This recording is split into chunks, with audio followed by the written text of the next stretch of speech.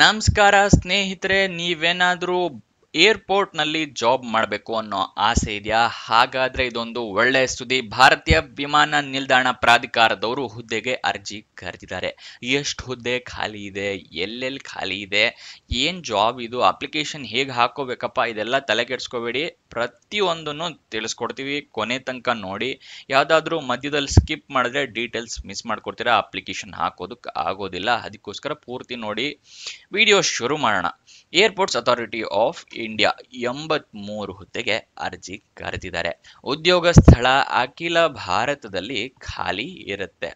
ಯಾವ ಹುದ್ದೆ ಅಪ್ಪ ಅಂತ ನೋಡೋದಾದ್ರೆ ಜೂನಿಯರ್ ಎಕ್ಸಿಕ್ಯೂಟಿವ್ ಹುದ್ದೆ ಆಗಿರುತ್ತೆ. ಸ್ಯಾಲ್ರಿ 40,000ದಿಂದ ಹಿಡಿದು 1,40,000 ರೂಪಾಯಿ ತನಕ ಇದೆ. ಇದು ತಿಂಗಳ ಸ್ಯಾಲ್ರಿ ಆಗಿರುತ್ತೆ. ಕನ್ಫ್ಯೂಷನ್ ಮಾಡ್ಕೋಬೇಡಿ. ನೆಕ್ಸ್ಟ್ ಎಲಿಜಿಬಿಲಿಟಿ ಡೀಟೇಲ್ಸ್ ತಿಳಿಸ್ಕೊಡ್ತೀನಿ. ಎಷ್ಟು ಹುದ್ದೆ ಖಾಲಿ ಇದೆ, ಏನೇನು ವೇಕೆನ್ಸಿ ಅಂತ ತಿಳಿಸ್ಕೊಡ್ತೀನಿ.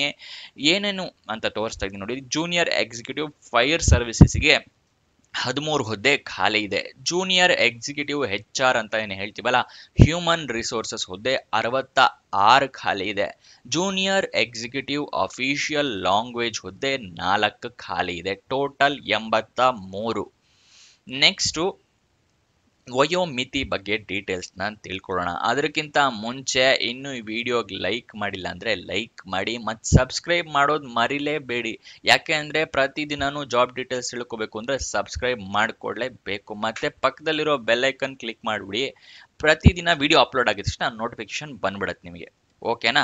ಇವಾಗ ವಯೋಮಿತಿ ಡೀಟೇಲ್ಸ್ ತಿಳ್ಕೊಳ್ಳೋಣ ಪಟ್ ಅಂತ ಹೇಳಿ. ಮಿನಿಮಮ್ ನಿಮಗೆ 18 ವರ್ಷ ಆಗಿರಲೇಬೇಕು.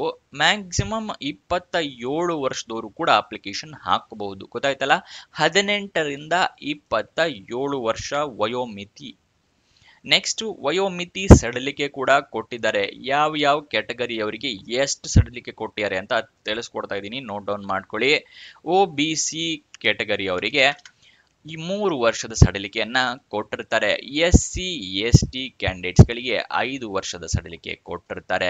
ಮತ್ತೆ PWBD ಅಂದ್ರೆ person with bench mark disability ಅಂತ ಹೇಳಿ ಅಂತ ಕ್ಯಾಂಡಿಡೇಟ್ಸ್ಗಳಿಗೆ 10 ವರ್ಷದ ಸಡಿಲಿಕೆಯನ್ನ ಕೊಟ್ಟಿರ್ತಾರೆ. ಅಂದ್ರೆ ಈಗ ಮ್ಯಾಕ್ಸಿಮಮ್ 27 ಅಂತ ಹೇಳಿದ್ನಲ್ಲ, ಅದಕ್ಕೆ ಈ ವರ್ಷಗಳನ್ನ ಆಡ್ ಮಾಡಿ ಅಷ್ಟು ವರ್ಷಗಳ ಸಡಿಲಿಕೆ ಇರುತ್ತೆ. ಅಂದ್ರೆ 27 ಪ್ಲಸ್ ಇಲ್ಲಿ PWBD ಕ್ಯಾಂಡಿಡೇಟ್ಸ್ಗಳಿಗೆ 10 ವರ್ಷ ಎಕ್ಸ್ಟ್ರಾ. ಸೊ 37 ವರ್ಷ ತನಕನೂ PWD ಕ್ಯಾಂಡಿಡೇಟ್ಸ್ ಅಪ್ಲಿಕೇಶನ್ ಹಾಕೋಬಹುದು.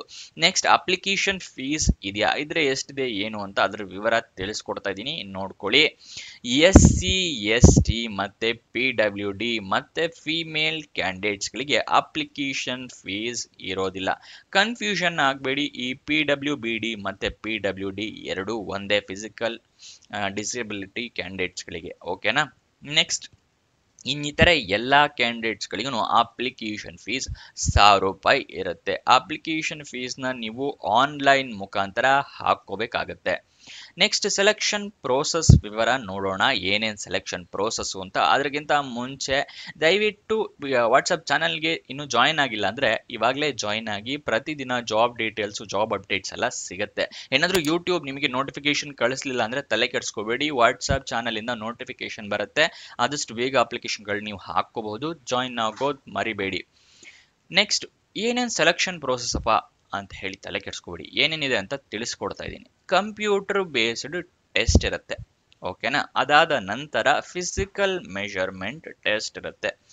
ನೆಕ್ಸ್ಟು ಡ್ರೈವಿಂಗ್ ಟೆಸ್ಟು ಮತ್ತೆ ಫಿಸಿಕಲ್ ಎಂಡ್ಯೂರೆನ್ಸ್ ಟೆಸ್ಟ್ ಅಂತ ಇರುತ್ತೆ. ಇದಿಷ್ಟು ಆದ ನಂತರ ನಿಮ್ಮನ್ನ ಸಂದರ್ಶನಕ್ಕೆ ಕರೀತಾರೆ. ಸಂದರ್ಶನದಲ್ಲಿ ನೀವೇನಾದರೂ ಪಾಸ್ ಆದರೆ ನಿಮಗೆ ಕೆಲಸ ಪಕ್ಕ. ಓಕೆನಾ? ಇಂಟರ್ವ್ಯೂಗೆ ಚೆನ್ನಾಗಿ ಪ್ರಿಪೇರ್ ಆಗಿ ಹೋಗಿ. ಅಫಿಷಿಯಲ್ ನೋಟಿಫಿಕೇಶನ್ ನೋಡ್ಕೊಂಡು ಹೋಗಿ.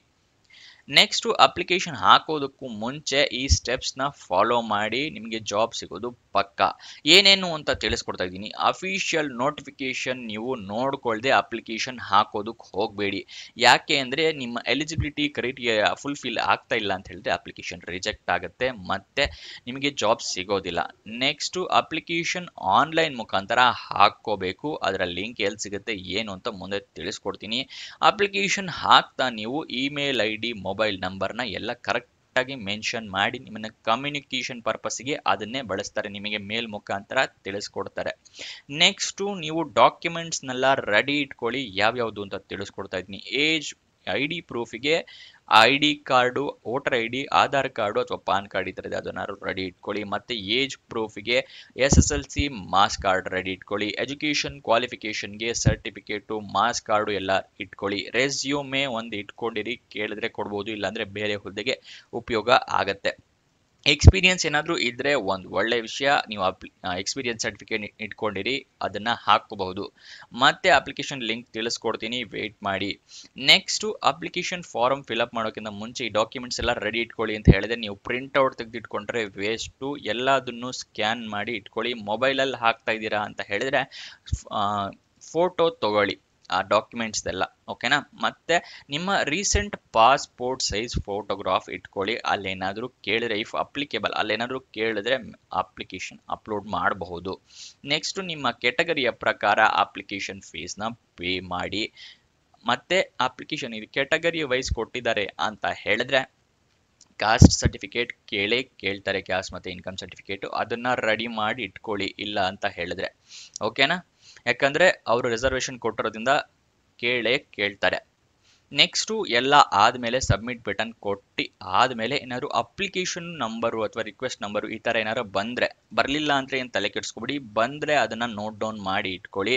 ಅಪ್ಲಿಕೇಶನ್ ಸ್ಟೇಟಸ್ಸು ಮತ್ತು ಮುಂದೆ ಎಲ್ಲ ಡೀಟೇಲ್ಸ್ ಚೆಕ್ ಮಾಡೋದಕ್ಕೆ ಅದು ಉಪಯೋಗ ಆಗುತ್ತೆ. ಸೊ ನೋಟ್ ಡೌನ್ ಮಾಡ್ಕೊಳ್ಳಿ ಅಪ್ಲಿಕೇಶನ್ ಸಬ್ಮಿಟ್ ಮಾಡಾದ್ಮೇಲೆ. ಅಪ್ಲಿಕೇಶನ್ ಆನ್ಲೈನ್ ಮುಖಾಂತರ ಹಾಕೋಬೇಕು. ಓಪನ್ ಆಗಿದ್ದ ದಿನಾಂಕ 17 ಫೆಬ್ರವರಿ 2025, ಕೊನೆ ದಿನಾಂಕ 18 ಮಾರ್ಚ್ 2025. ಕೊನೆ ದಿನಾಂಕ ಇನ್ನು ತುಂಬಾ ದಿನ ಟೈಮ್ ಇದೆ ಅಂತ ಹೇಳಿ ವೇಟ್ ಮಾಡೋದಕ್ಕೆ ಹೋಗಬೇಡಿ. ಕೊನೆ ದಿನಾಂಕ ಹತ್ರ ಬರ್ತಿದ್ದಾಗೆ ಸರ್ವರ್ ಕ್ರ್ಯಾಶ್ ಆಗುತ್ತೆ, ಯಾಕಂದ್ರೆ ಸ್ಯಾಲ್ರಿ ಜಾಸ್ತಿ ಇರೋದ್ರಿಂದ ತುಂಬಾ ಜನ ಹಾಕ್ತಾ ಇರ್ತಾರೆ. ನೆಕ್ಸ್ಟ್ ಕ್ವಾಲಿಫಿಕೇಶನ್ ಏನ್ ಮಾಡಿರ್ಬೇಕು ಅಂತ ತಿಳಿಸ್ಕೊಡ್ತೀನಿ. ಅದಕ್ಕಿಂತ ಮುಂಚೆ ಲೈಕ್ ಮಾಡಿಲ್ಲ ಅಂದ್ರೆ ಲೈಕ್ ಮಾಡಿ. ಮತ್ತೆ ಫ್ರೆಂಡ್ಸ್ ಯಾರು ಜಾಬ್ ಹುಡುಕ್ತಿದ್ದಾರೆ ಅಂದ್ರೆ ಈ ವಿಡಿಯೋ ಈ ಚಾನೆಲ್ ಎಲ್ಲ ಶೇರ್ ಮಾಡಿ, ಅವ್ರಿಗೆ ಜಾಬ್ ಹುಡುಕೋಕೆ ಹೆಲ್ಪ್ ಆಗುತ್ತೆ. ಅದಕ್ಕಿಂತ ಮುಂಚೆ ನಿಮಗೆ ಒಂದು ವಿಷಯ ತಿಳಿಸ್ಬೇಕಿತ್ತು. ಈ ವಾರ ಕೊನೆ ಆಗ್ತಿರೋ ಜಾಬ್ಗಳ ಬಗ್ಗೆ ವಿಡಿಯೋ ಮಾಡಿ ತಿಳಿಸಿದ್ದೀನಿ. ನಿಯರ್ಲಿ 10 ಜಾಬ್ಗಳು ಈ ವಾರನೇ ಕೊನೆ ದಿನಾಂಕ ಇದೆ. ಹಾಗಾಗಿ ಈ ವಿಡಿಯೋನ ಡಿಸ್ಕ್ರಿಪ್ಷನ್ ಅಲ್ಲಿ ಕೊಟ್ಟಿದ್ದೀನಿ. ಯಾವ್ಯಾವ ಜಾಬ್ ಈ ವೀಕ್ ಕೊನೆ ಆಗ್ತಾ ಇದೆ ಅಂತ ನೋಡ್ಕೊಂಡು ಆದಷ್ಟು ಬೇಗ ನೀವು ಅಪ್ಲಿಕೇಶನ್ ಹಾಕೊಳ್ಳಿ. KPSC ಇಂದನೂ ಇದೆ, ಗೌರ್ಮೆಂಟ್ ಜಾಬು ಇದೆ, ತಾಲೂಕ್ ಪಂಚಾಯತಿ, ಜಿಲ್ಲಾ ಪಂಚಾಯತಿ, ಹುಡುಕೋ, ಇಂಡಿಯನ್ ಪೋಸ್ಟ್, ಫಾರೆಸ್ಟ್ ಆಫೀಸರ್ ಹುದ್ದೆ ಎಲ್ಲದೂ ಖಾಲಿ ಇದೆ. ಆದಷ್ಟು ಬೇಗ ವಿಡಿಯೋನ ನೋಡ್ಕೊಳ್ಳಿ. ಡಿಸ್ಕ್ರಿಪ್ಷನ್ ನಲ್ಲಿ ಇದೆ, ಕಮೆಂಟ್ ಬಾಕ್ಸ್ ನಲ್ಲಿ ಇದೆ, ಮತ್ತೆ ನಿಮಗೆ ಇವಾಗ ಐ ಬಟನ್ ನಲ್ಲೂ ಕೂಡ ಕಾಣಿಸ್ತಾ ಇದೆ ನೋಡಿ, ಅಲ್ಲಿಂದ ವಿಡಿಯೋ ನೋಡ್ಕೊಳ್ಳಿ. ಜೂನಿಯರ್ ಎಕ್ಸಿಕ್ಯೂಟಿವ್ ಹುದ್ದೆಗೆ ಫೈರ್ ಸರ್ವಿಸಸ್ ಹುದ್ದೆಗೆ BE ಅಥವಾ BTech ಆಗಿರಬೇಕು. ಜೂನಿಯರ್ ಎಕ್ಸಿಕ್ಯೂಟಿವ್ ಹ್ಯೂಮನ್ ರಿಸೋರ್ಸ್ಗೆ ಗ್ರಾಜ್ಯುಯೇಷನ್ ಅಥವಾ MBA ಆಗಿರಬೇಕಾಗುತ್ತೆ. ಜೂನಿಯರ್ ಎಕ್ಸಿಕ್ಯೂಟಿವ್ ಅಫಿಷಿಯಲ್ ಲ್ಯಾಂಗ್ವೇಜ್ಗೆ ಡಿಗ್ರಿ ಅಥವಾ ಪೋಸ್ಟ್ ಗ್ರಾಜ್ಯುಯೇಷನ್ ಆಗಿರ್ಬೇಕಾಗತ್ತೆ. ಅಫಿಷಿಯಲ್ ನೋಟಿಫಿಕೇಶನ್ ಏನೋ ಓದ್ಕೊಳ್ಳಿ ಅಂತ ಹೇಳ್ಬಿಟ್ಟೆ, ಆದ್ರೆ ಎಲ್ಲಿ ಸಿಗುತ್ತೆ ಅಂತ ಹೇಳ್ಬೇಕಲ್ವಾ, ಅದನ್ನ ತಿಳಿಸ್ಕೊಡ್ತಾ ಇದ್ದೀನಿ, ನೋಡ್ಕೊಳ್ಳಿ. ವಿಡಿಯೋ ಡಿಸ್ಕ್ರಿಪ್ಷನ್ ನಲ್ಲಿ ಒಂದು ಟೆಲಿಗ್ರಾಮ್ ಚಾನಲ್ ಲಿಂಕ್ ಕೊಟ್ಟಿದ್ದೀನಿ, ಅಲ್ಲಿಂದ ಕ್ಲಿಕ್ ಮಾಡಿ ಆ ಚಾನಲ್ ಜಾಯಿನ್ ಆಗಿ ಅಲ್ಲಿಂದ ಅಫಿಷಿಯಲ್ ನೋಟಿಫಿಕೇಶನ್ ನೀವು ಡೌನ್ಲೋಡ್ ಮಾಡ್ಕೋಬಹುದು. ಅಲ್ಲಿಂದ ಏನೋ ಡೌನ್ಲೋಡ್ ಮಾಡ್ಕೊಂಡ್ರಿ, ಅಪ್ಲಿಕೇಶನ್ ಹಾಕೋದಕ್ಕೆ ಆನ್ಲೈನ್ ಅಂತ ಹೇಳಿದ್ರಿ, ಲಿಂಕ್ ಕೊಡಿ ಅಂತ ಕೇಳಿದ್ರೆ ಲಿಂಕ್ ನಾನು ನಿಮಗೆ ಸ್ಕ್ರೀನ್ ಮೇಲೆ ತೋರಿಸ್ತಾ ಇದ್ದೀನಿ. ಇದನ್ನ ಕೂಡ ನಾನು ಡಿಸ್ಕ್ರಿಪ್ಷನ್ ಅಲ್ಲಿ ಕೊಟ್ಟಿದ್ದೀನಿ, ಅಲ್ಲಿಂದ ಕ್ಲಿಕ್ ಮಾಡಿ ಅಪ್ಲಿಕೇಶನ್ ಹಾಕೊಳ್ಳಿ. ಅಫಿಷಿಯಲ್ ವೆಬ್ಸೈಟ್ ಅಡ್ರೆಸ್ ಬೇಕು ಅಂತ ಹೇಳಿದ್ರೆ ನೋಟ್ ಡೌನ್ ಮಾಡ್ಕೊಳ್ಳಿ, AAI.AERO.